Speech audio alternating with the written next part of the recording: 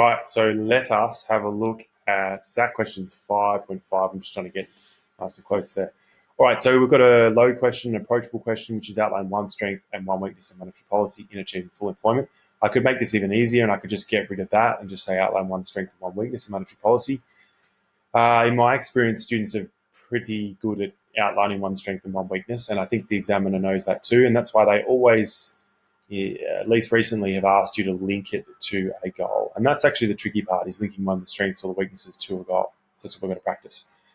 In this question, it's only worth 2 marks, so you've got to outline the strength and weakness pretty briefly and then outline how or explain how it either helps or hinders the achievement of full employment pretty quickly as well. So 1 mark for each of those, or you could kind of say half for outlining, half for linking. So what have we done? Again, you could use any strength or weakness here. I've chosen the ones that I think make the most sense. One strength of monetary policy is its short implementation lag. Remember, the RBA meets each month. I put that in brackets, which means that the RBA can act quickly to stimulate aggregate demand and therefore create a drive demand for labour. I could probably say and therefore help achieve full employment, but I think that's implied there, particularly given it's only worth 1 mark.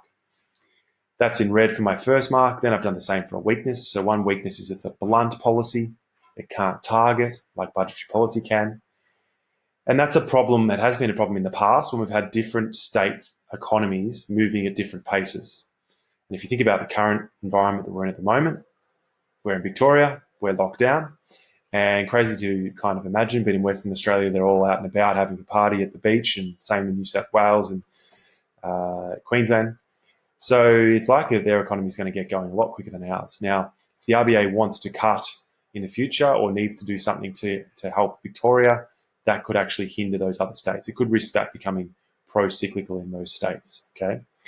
And from pro-cyclical, that's going to reduce the likelihood of achieving full employment. There's a couple of other links there, but I think it's okay, given it's only worth half a mark, really, to make that small link there.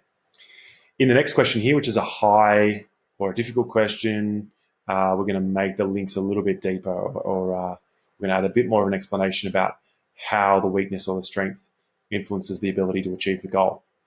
So remember, if you get an evaluate question in economics, we're looking at 2 sides of things. In this case, we're looking at the strengths and weaknesses. Okay, so generally speaking, you can assume it to be the strengths and weaknesses. You could get asked to evaluate the strengths and weaknesses of monetary policy and budgetary policy, or just budgetary policy, or just monetary policy.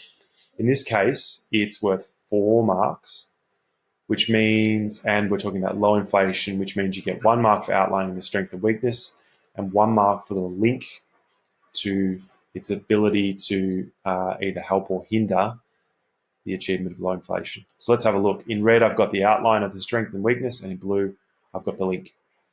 So one weakness of monetary policy is that it has a long impact lag. Remember, it's different economists say different things, but generally speaking, it can take up to 3 years for the full effect of a change in interest rates to impact the economy. And again, this is about policies becoming pro-cyclical, so make sure you know what that means.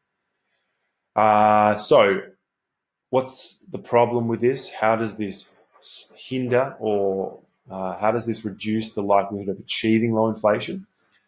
Well, it could mean that the RBA's cuts more recently in March from 0.75 to 0.5 and then to 0.25 could actually risk becoming pro-cyclical in the future if and when the economy rebounds. So if none of these impacts have been felt at the moment, then the economy is not actually it's not being stimulated yet.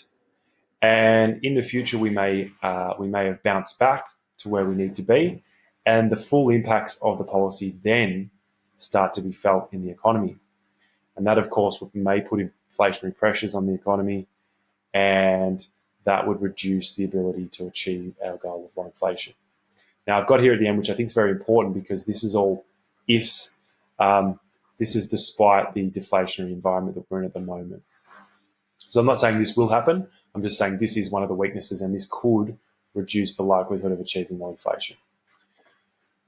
Okay, we've got a strength here, which is that it has a lack of political bias or influence relative to budgetary policy. So the RBA needs to make decisions, and it can make decisions that are politically unpopular. It's not influenced by politics or buying of votes, which means that it increases its ability to make unpopular decisions. If the RBA does, they're kind of indicating they won't for a long time. But if they need to, let's say, for example, raise interest rates, which would be very unpopular in the current environment. But if they did need to raise interest rates to slow down inflation, then they could do that because they're not politically biased. And therefore, it could ensure that they achieve their low inflation goal. Okay. So really important, remember, evaluate firstly means to look at strengths and weaknesses, broadly speaking. You've always got to make sure you make a really clear link. Take some time to get this section here in blue right, because the examiner wants to see this link really clear between the strength and weakness and its ability to either help or hinder the achievement of the goal. All right, bye for now.